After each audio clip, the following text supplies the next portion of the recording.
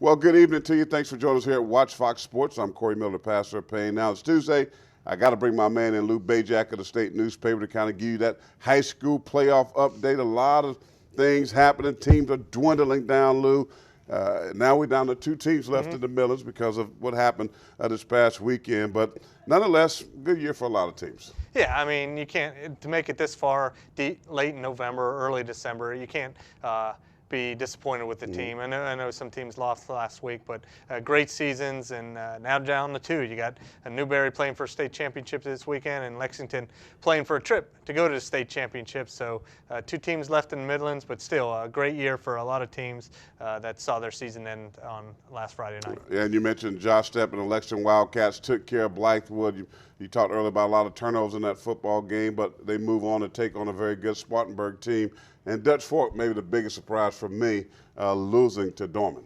Yeah, not that they lost, because Dorman's a good team. Yeah. And they beat them earlier in the year, but I mean, just the way they lost, I mean, Dorman jumped on them quick. I mean, yeah. It was pretty much over by halftime, and just an interesting year for Dutch Fork. They started off slow, got going, had Stephen Davis injury, and then just never found that consistency. They had to replace a lot of people, and it was kind of like a bridge, not a rebuilding year, but just a kind of, they had a lot of returners, but not a lot of experience, and they made a deep run, though, making that far, but ran into a hot Dorman team with Colin Hill, who's Mr. Football finalist and going to Colorado State. So tough night for him. Tough night, of course. Mr. Football coming up on Thursday. We'll find out who that is. But Lexington, an intriguing team, had lost to West Side early on in the year, but they've been very dominant here as of late. Took care of Blythewood, that showdown. But as you see them going forward against the Spartanburg team that has Mr. Feaster, who's headed to Clemson, one of the fastest players in the state, one of the fastest running backs in the country,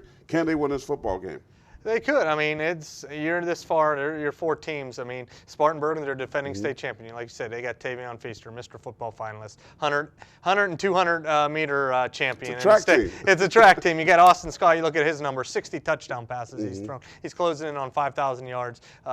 They got Scott, who's a receiver, their leading receiver. A lot of weapons, a lot of big plays. But, I mean, Lexington, defensively, this group has really improved, and they showed it in the last couple weeks, holding their opponents to 14 points or less in the last 3 games, including both playoff games. So they're going to need a big game from their defense, and they got an offense that could counter, too. Slade Carroll's a good running back. And the receivers, they got Shadwald, Hopper, and Oscar Ferguson, who had his best game of the season last week against Blythewood. Yeah, so it's going to be a tough matchup for the Wildcats, but they got some good players. Now, Newberry got the win over Fairfield Central, the Griffins, but they got to take on a tough Dillon team. Now, Derek Phillips visited with those guys, and he has a breakdown. Dillon versus Newberry. Here at Newberry High School, a state championship in football has never been won, and oh, how sweet it would be for the Bulldogs to bring home that first one against the team that defeated them in the same game last year, the Dillon Wildcats.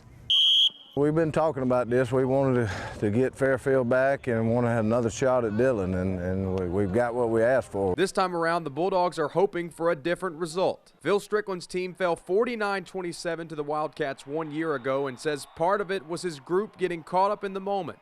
But this year's team is different because of senior leaders. They don't get overwhelmed. They don't lose it. They just play slow and steady, and that's what we want to do this Friday.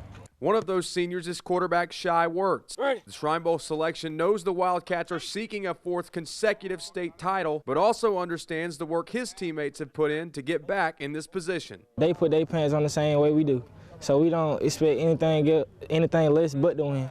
So we're gonna go out Friday night. We're gonna play football. And if they've learned anything from last year's defeat, there's a chance they could bring home some hardware that's never been seen in this town. In the history of football here, never won a state championship, and to win one would be very special, and we tell these guys they can be part of history, so that's what we're trying to do. It's the Bulldogs and Wildcats for the 2A state title at Benedict College this Friday night. In Newberry, Derek Phillips, Watch Fox Sports. It's going to be a tough game. We'll have you covered right here on Watch Fox Sports. My man Lou Bajak, the state newspaper, has a lot of great high school coverage as well. That's going to wrap things up from here with sports. We'll come back in just a moment.